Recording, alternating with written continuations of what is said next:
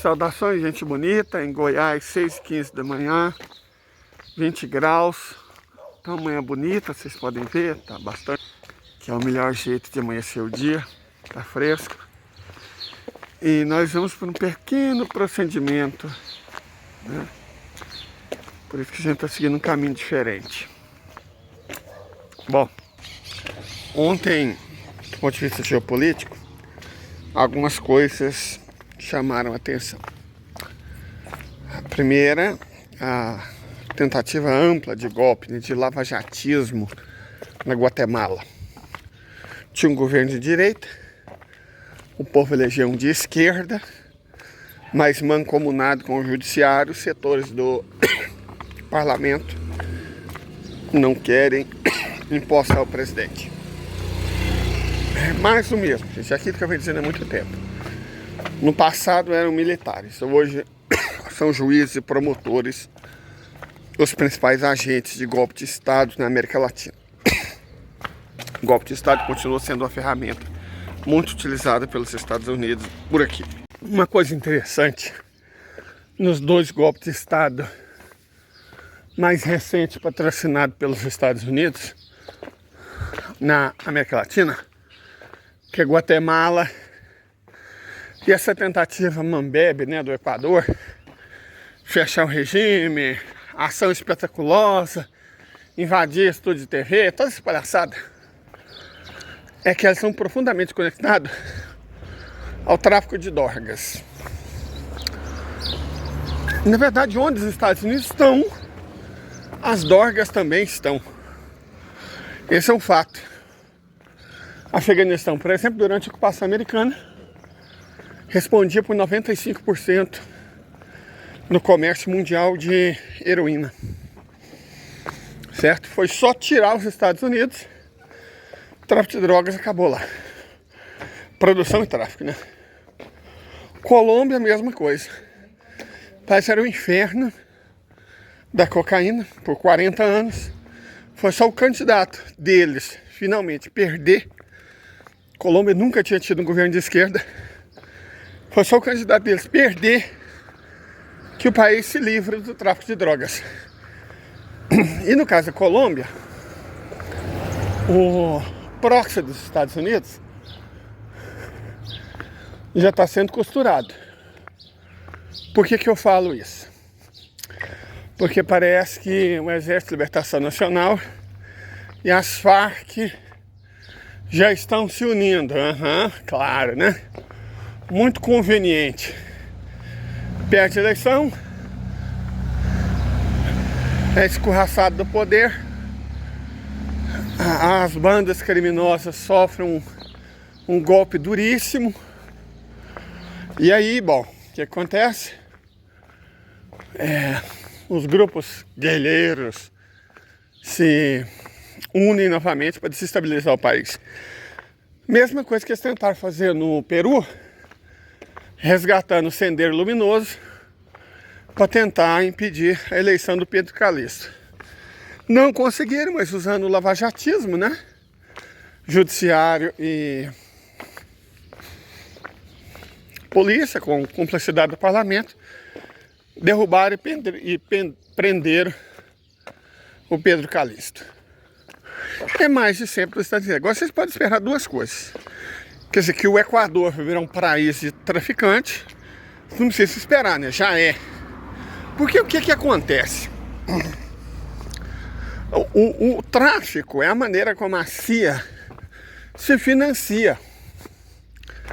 Ela, dentro do orçamento dos Estados Unidos, cada vez mais enxuto, cada vez mais vigiada, ela não pode pedir, queremos 600 milhões para financiar a democracia num país qualquer, para financiar um movimento passe livre num país qualquer, para financiar o movimento correnteza num país qualquer, para financiar lideranças indígenas, lideranças jovens, ecologistas, ONGs, mundo afora.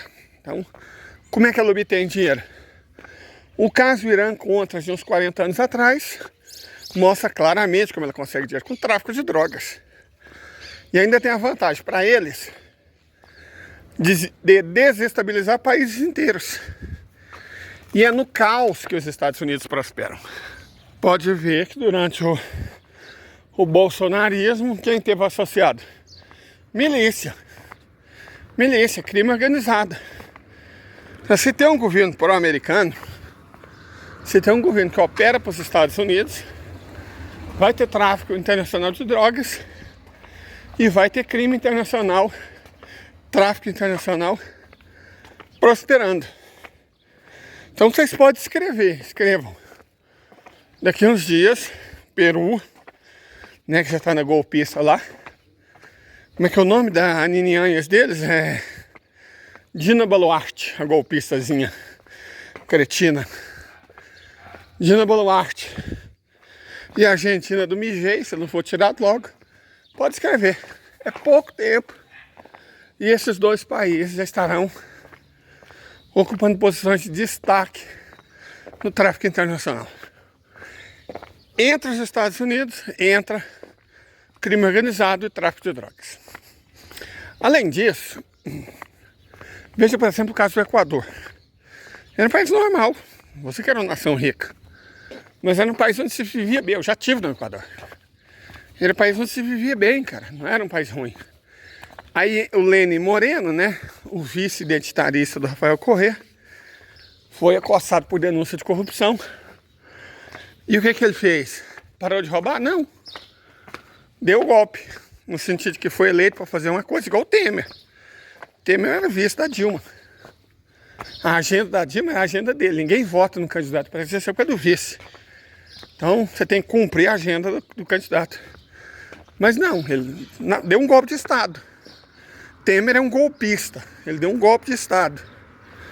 Com o apoio da mídia, do Congresso, né? Centrão, com o Supremo, com os militares, com tudo. Como disse o Romero Jucá. Um golpe de Estado. Então, o Lenin Moreno fez o bom e velho estelionato eleitoral. E embora tenha sido eleito para fazer um governo de esquerda, assim que as denúncias de corrupção começaram a pipocar, o que ele fez? A chantagem é um método dos Estados Unidos. Ele vira completamente o rumo do governo e começa a implantar política direitista. Extingue ministério, diminui o gasto público, não com banqueiro, com empresário, gasto público com pessoas, né? Arrebenta o direito é um Temer. E aí, evidentemente, quando você aplica medidas liberais no país, a população sofre, a desigualdade social cresce, a pobreza aumenta muito e a violência cresce. Você cria o caldo perfeito para o passo seguinte. O Temer, no caso, ou o Lenin Moreno, ou o Macri, foram o primeiro passo. O segundo é as drogas, a desestabilização via tráfico internacional de drogas e crime organizado. E aí entrou um molequinho lá, o banqueiro, nascido em Miami, então foi fácil demais da conta, que na prática ele é americano. Então foi só conversar com ele, organizar tudo, imprensa como cúmplice, e tuxê, golpe tá dado.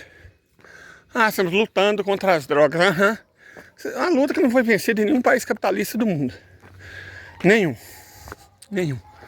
O país capitalista do mundo foi vencida. Essa é a verdade. Não foi vencida porque a luta em si é lucrativa. Porque o caos gerado é o objetivo. Então essa luta é feita não para ser vencida. Ela é feita para desestabilizar. Para criar um aparato policial direitista, golpista, para criar dependentes químicos. E aí você cria clínicas de reabilitação, que são uma excelente maneira de você desviar dinheiro da sociedade e do Estado para crentes, para pastores. Em Goiás nós temos muitos casos, muitos deles inclusive envolvidos em crime. Sequestro, cárcere privado, trabalho escravo, todo tipo de aberração. Isso para falar que quando esses locais não são eles mesmos centros de distribuição, né? daquilo que eles, em tese, deveriam combater.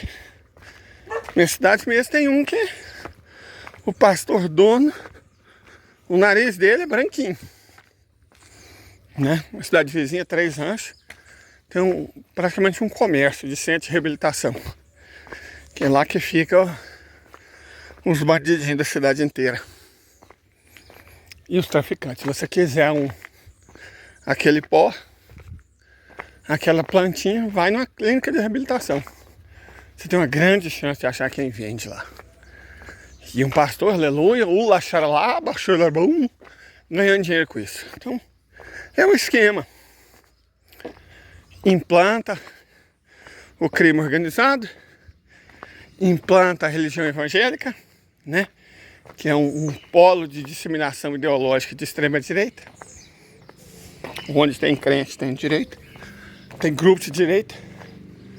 Tem movimentos direitistas antipopulares, antissoberanistas, contra os trabalhadores, certo? Altamente ideologizantes, que premia os pastores com aquela grana boa tirada das pessoas mais pobres, né? Elas não apenas se tornam massa de manobra de políticos da extrema direita, como ainda pega parte do dinheiro suado delas e torna pastores ricos. Nós temos pastores no Brasil com patrimônio de centenas de milhões de reais.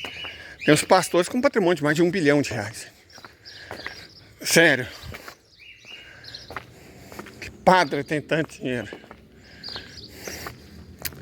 Que líder espírita ou budista tem tanto dinheiro? Que terreiro de Umbanda ou Candomblé tem tanto dinheiro? Só pastor. Aí foi Jesus que deu prosperidade. Aham, foi, com certeza. Que foi o que ele prometeu, né? Vende tudo que tem e dá aos pobres.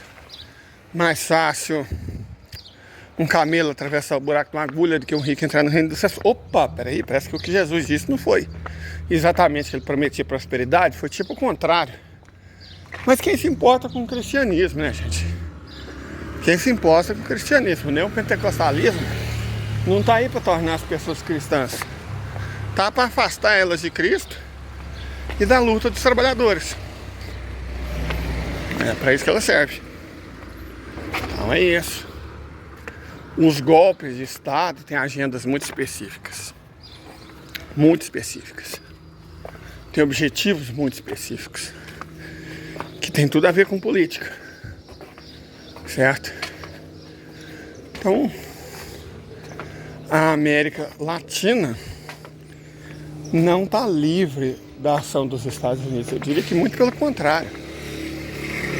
À medida que os americanos forem sendo expulsos da Ásia e estão sendo logo logo expulsos da Europa e serão por fim expulsos da África, eles vão ter que ir para algum lugar.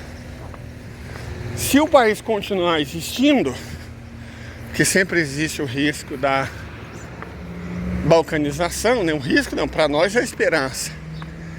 Mas se o país continuar existindo, eles vão vir para cima de nós. Vocês não tem a menor dúvida.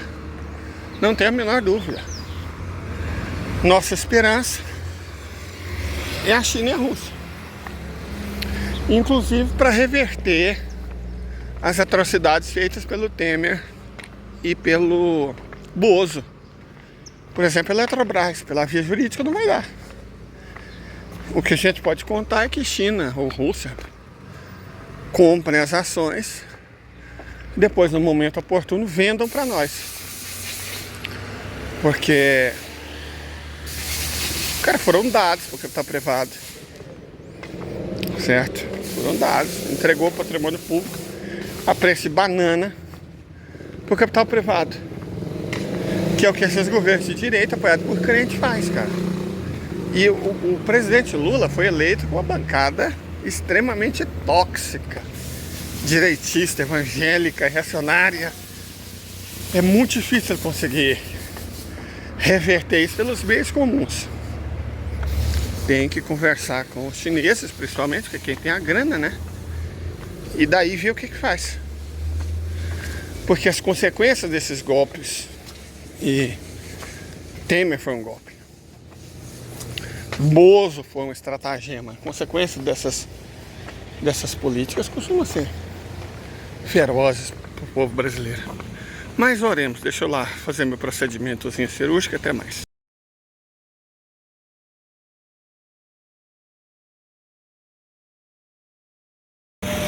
Pronto, deu tudo certo. Eu não sei se a minha voz está normal, mas a gente pode continuar.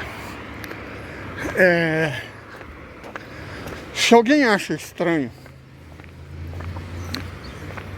os Estados Unidos, o Reino Unido, o Ocidente usarem tráfico de drogas como arma econômica e política, cara, sério, você é inocente. Porque o que foi a guerra do ópio? Lá no começo do século XIX. Foram britânicos, mas também americanos e europeus, obrigando os chineses a consumirem drogas, cara. É isso. Criaram até um banco para isso, o HSBC, para negociar drogas com os chineses. Eles eram obrigados a comprar, estavam proibidos de proibir. Esses são os países da guerra contra as drogas. Eles só deixaram de ganhar muito dinheiro com o comércio de drogas com a China, com a Revolução em 1948. Mas até 1948 a China era proibida, e por isso foi a guerra. A China era proibida de proibir o comércio e o uso de entorpecentes, de drogas, de ópio. Entende?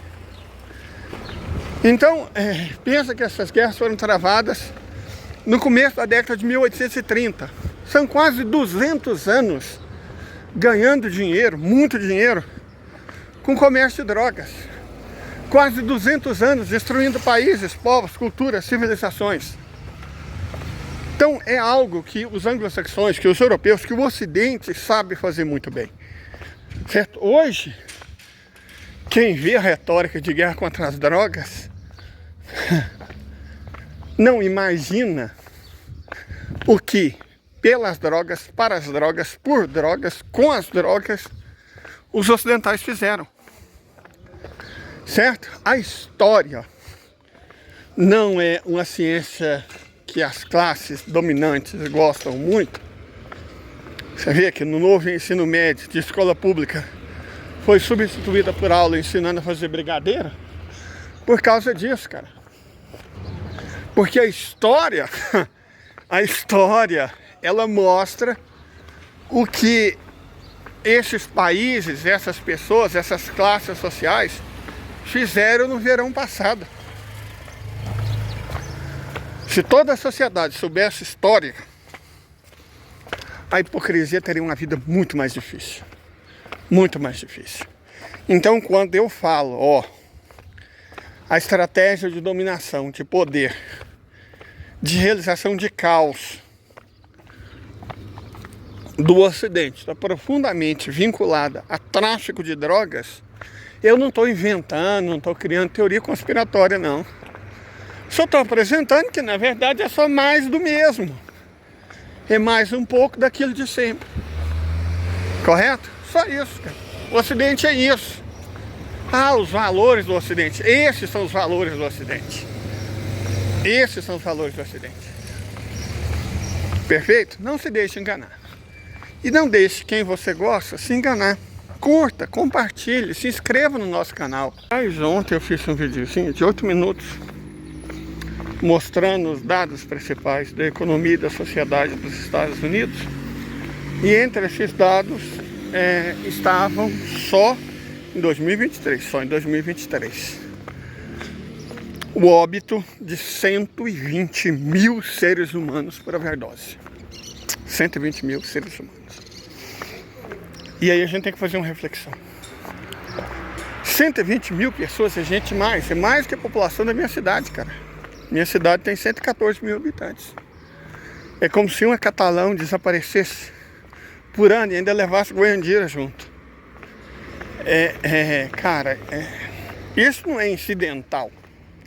Os Estados Unidos consomem 80% das drogas do mundo. Certo? Eles consomem 80% das drogas do mundo. Isso também não é incidental. Isso é um projeto, certo? Isso é um projeto, não é um acidente, é um projeto. É tipo a educação brasileira ser essa merda, não é incidental, não é incompetência, é o plano, é a ideia, é exatamente isso. 120 mil pessoas desvivem a cada ano. O crack foi inventado lá. A epidemia de metanfetamina, de opioides, surgiu lá. E aí você fala, eles combatem as drogas no centro de produção. E o consumo? E o consumo? Vamos falar sobre consumo. Como é que uma única sociedade desse planeta consome 4/5 das drogas ilícitas desse mundo? Isso é normal? Vamos conversar aqui. Isso é normal? Isso não é normal. Certo? Isso não é normal. Tem alguma coisa muito errada. Se 120 mil vão a óbito, quantos não têm suas famílias destruídas? Suas vidas destruídas? Não destrói suas comunidades, suas famílias? Porque é rico, cara. Rico, classe média alta pra cima. Eles se viram. Eles têm mecanismos. Certo? Eles têm. Isso afeta pobre. Classe média baixa, jovem. É isso. E isso coloca essas pessoas na mão do Estado, na forma do aparato policial repressor, ou na da igreja, né? Os crentes. É isso. Deixa eu mostrar umas imagens. Em algum momento você já deve ter ouvido falar sobre o fentanil, uma substância farmacológica amplamente utilizada na medicina para ações anestésicas e também para o alívio de dores fortes. Inclusive, nos Estados Unidos, ela tem sido usada também como entorpecentes. É uma verdadeira febre, tem levado à morte de milhares de pessoas. Aqui no Brasil, no Espírito Santo, no último dia 10, um lote com 31 frascos da substância foi apreendido numa operação da Polícia Civil, inédita aqui no Brasil. Nova droga que se tornou o maior problema de saúde dos Estados Unidos. Milhares de pessoas vagando pelas ruas sem a alma. Numa roleta russa, prestes a morrer depois de apenas um trago. A epidemia é o fentanil. Olha, ele está me mostrando aqui que esse aqui é o fentanil e que ele compra assim em pedras que transforma em pó, porque esse é o que pode ser fumado. E essa quantidade aqui é $20 e é uma grande quantidade para uma droga tão potente. Olha essa foto. Tem um pouco de fentanil e uma moeda. Só essa quantidade já é capaz de matar 2 miligramas. Dr. Albert, como é que o fentanil age no cérebro? A molécula do fentanil, ela se acopla exatamente no receptor, tanto da dor quanto da respiração. E aí, o que ela faz ali? E aí, quando o receptor da dor é acoplado, na maioria dos casos, a dor some. Depois que essa substância se acoplou a esses receptores da respiração, o sinal vai até o pulmão e o pulmão passa a funcionar mais devagar. Bem mais devagar, até o que a gente chama de depressão respiratória e uma parada respiratória. E a pessoa vai parando de respirar e pode morrer. Para de respirar, para de irrigar o coração já sem oxigênio vai parando. Por isso a gente vê as pessoas como se estivessem pegando no sono. O fentanil é usado legalmente há 60 anos nos hospitais como um anestésico para cirurgias.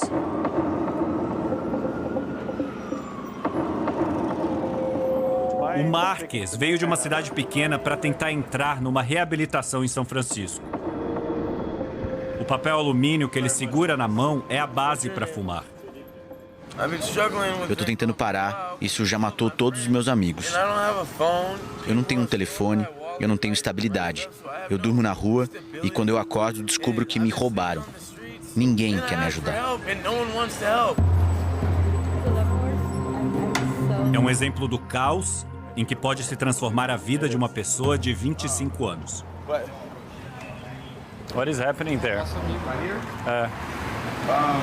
They're trying to maybe help him out. Eles pediram pra gente não filmar, mas o mesmo rapaz com quem a gente conversou faz 10 minutos, a gente deu uma volta na quadra, quando chegou aqui, ele estava tendo uma overdose e está sendo ajudado pelas equipes que estavam aqui na rua para auxiliar essas pessoas. Quando a gente voltou a falar com o Marques, ele ainda estava se recuperando. Eu agradeço o carinho, mas eu já tive uma overdose antes. E aquilo que eu estava tendo antes não era uma overdose. Como o fentanil diminui muito a respiração, ninguém sabe a hora que o pulmão parou de verdade. Se hoje essa tragédia tomou as ruas dos Estados Unidos, é difícil aceitar que há quase 30 anos ela tenha começado dentro de consultórios médicos. Com uma pílula que prometia acabar para sempre com a dor. Qualquer dor. Esse é o Oxycontin.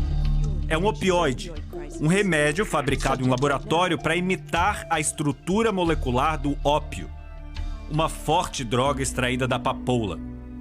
Usada desde 3.000 anos antes de Cristo para dar prazer, aliviar dores e ajudar a dormir. Altamente viciante. Nos anos 90, a indústria farmacêutica investiu pesado no marketing entre os médicos e os conselhos de medicina, dizendo que as pílulas eram seguras e que não causavam dependência ao tratar de dores crônicas. Por isso, em 1996, o Oxycontin começou a ser vendido legalmente nos Estados Unidos. O Ben recebeu a prescrição depois de uma internação. Ele era da Marinha Americana. Fazia resgates em alto mar.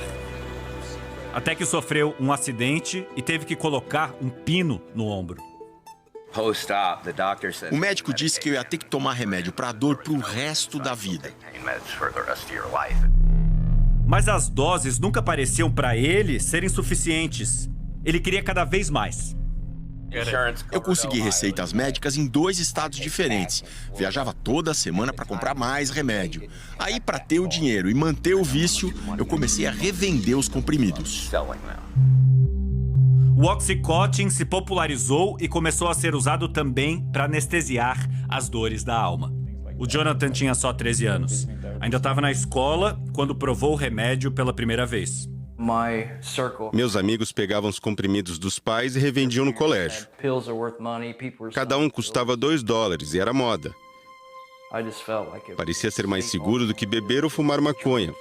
En los 90s, la FDA, la agencia que autoriza los medicamentos en Estados Unidos, aprobó la salida de oxicodona, que es un opioide para tratar dolores crónicos.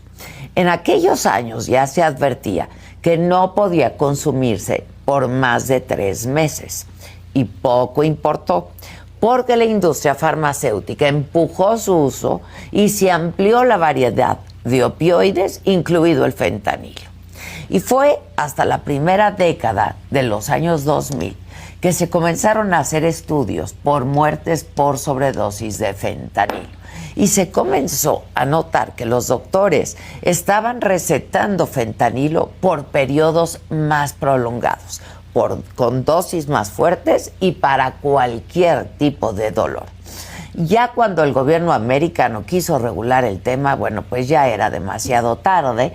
Las personas adictas al fentanilo eran cada vez más jóvenes y comenzaban a conseguirlo ilegalmente.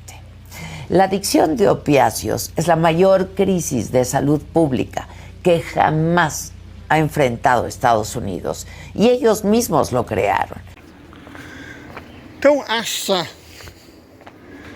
que isso é incidental, que guerra do ópio foi um episódio isolado e superado, que a obrigação da China permitir comércio de drogas até a Revolução. E aí vocês perguntam, nossa, mas a China era o segundo país mais pobre do mundo. O mais pobre do mundo era a Índia, né? Que era a mais rica nação do planeta até o colonialismo britânico e se tornou, a mais pobre, uns 150 anos depois.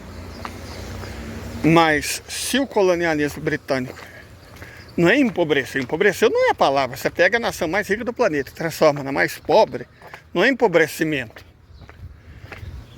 Foi assim que os britânicos financiaram a Revolução Industrial, tornando a Índia miserável, roubando tudo que ela tinha. Como foi assim que a primeira fase do capitalismo foi feita, tornando as Américas miseráveis, roubando tudo que as Américas tinham. O Ocidente é uma civilização de ladrões, mas isso a gente sabe. O ouro das Américas financiou o capitalismo mercantil, que no mercantil não tinha nada, era ladrão. Capitalismo ladrão. E a riqueza da Índia financiou o capitalismo industrial. Eles são ladrões. Certo? São ladrões. Mas mais do que ladrões, eles são traficantes. O Ocidente é uma civilização feita de ladrões e traficantes. Se na primeira fase o tráfico foi de escravos, seres humanos trazidos da África, na segunda fase o tráfico foi de drogas.